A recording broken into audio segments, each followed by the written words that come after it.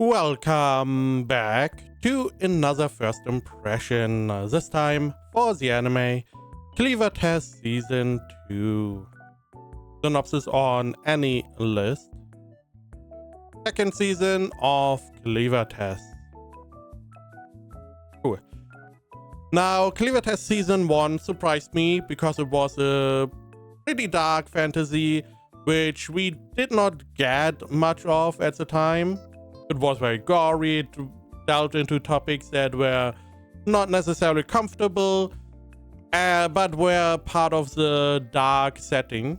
Now, Season 2 also surprised me again. However, the surprise was a little bit different because we have a school arc. You could have asked me what happens in Season 2 and I probably would never have guessed the school arc, because that was so far from what I had in mind.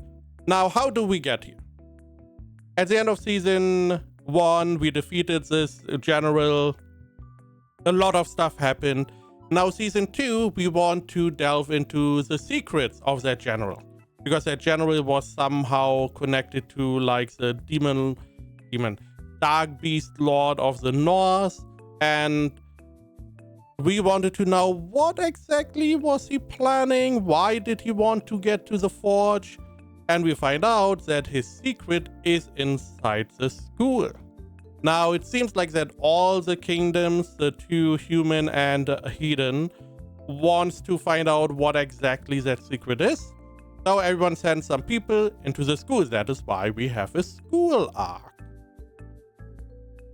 Now, it is not as dark as Season 1, especially the beginning, from what I can see.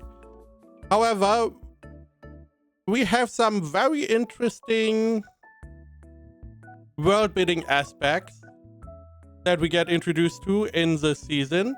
A lot about the magic. We find out more about the book we found in Season 1. And it seems like that the story is slowly but surely revolving around that.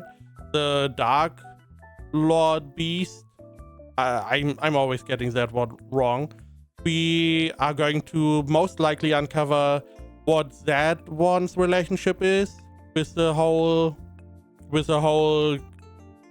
general and forge, and why did he want to get the forge? Why was the book there? Why was the forge talking through the head? And there's a lot of stuff going on at the moment. And in the first 3 episodes, we are slowly uncovering what is going on. How did this happen? You see a lot of the characters in the picture. I mean, Klein naturally is here. We have our hero in chibi form, essentially. We also have some old favorites, like I don't remember, not general, but the underling of the general. And it seems very interesting. From what we see, it's very interesting. We see like different magic systems. We have like wand magic, which the school specializes in seemingly. We have like crystal magic, which our girl is using. There's like crest magic and herbal medicine magic, or whatever it was called. It's very interesting that we have so many different systems of magic. We find out more about like the history. We also find out because this school is in the territory of the empires. The empires are like the bad humans, the ones that attacked Haydn. However, the emperor doesn't really have power over the school, which is interesting.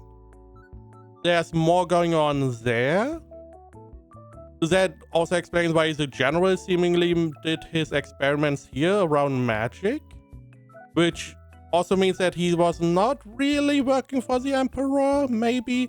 Also, we have the whole, because at the beginning of the season, I know, a little spoiler, we have this big meeting for like reparation, because the empire attacked Haydn or Hidden, whatever, and they got fought back. Naturally, the Heathens and the Ensign, which are the quote-unquote good human, they naturally are like, hey, what is the compensation? And this is when we then find out, hey, the general had his secret inside the school, and the Emperor allows us to go to that school because it is on Empire grounds, essentially. It is interesting. That is the setup. That is why I'm okay telling you about that. There's more stuff going on. There's some weird stuff. There seems to be more factions involved in the story than previously assumed, because previously it was like, okay, maybe the Empire is under control of this northern Lord,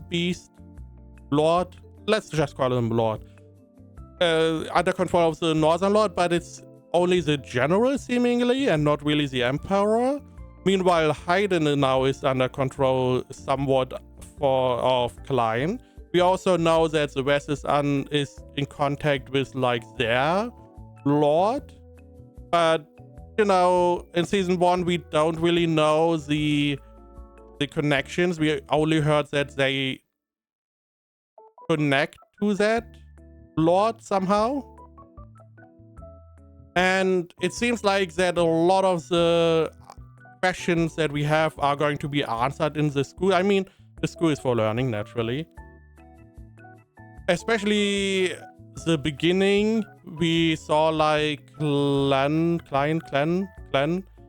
antagonizing a lot of the students somehow. We don't know why, but that is more or less how the show starts. Definitely did not expect the school. Animation is good. Art style is good. It is not as dark at this point as season 1. I do like the characters. I mean, the first 3 episodes, a lot of stuff happens. I mean, you probably are like, oh, you talked about there's a lot of stuff I have not even touched on that we find out and get to see. The characters, we get to see a lot of new characters, naturally. And the first 3 episodes are jam-packed. I mean, again, a lot of stuff is happening. And so far, it is very interesting and very enjoyable. Let's see what people thought about the first 3 episodes. AniList has it at 77%. My anime list at 7.71. With 5,000 users, so you know, good rating. Not too many people giving an opinion yet, which is good. You know, we don't need to judge too early. I do also have like some pictures. I totally forgot about that. Here we see a couple of the new characters, old character. I don't really remember. We have Klein. We have small hero. We also have fights. Don't worry, there's action. There's everything. I would, for the first three episodes, I would give it an 8 out of 10. Did not expect we go into school arc. However, there's a lot we learn already in the first 3 episodes. Interesting stuff going on. It is not as dark as I would have liked, because Clevatess for me is like more the dark fantasy that we don't really have too much of. The only one we had, like not to be a hero, you know, the hero one that aired like half a year ago at this point, I believe.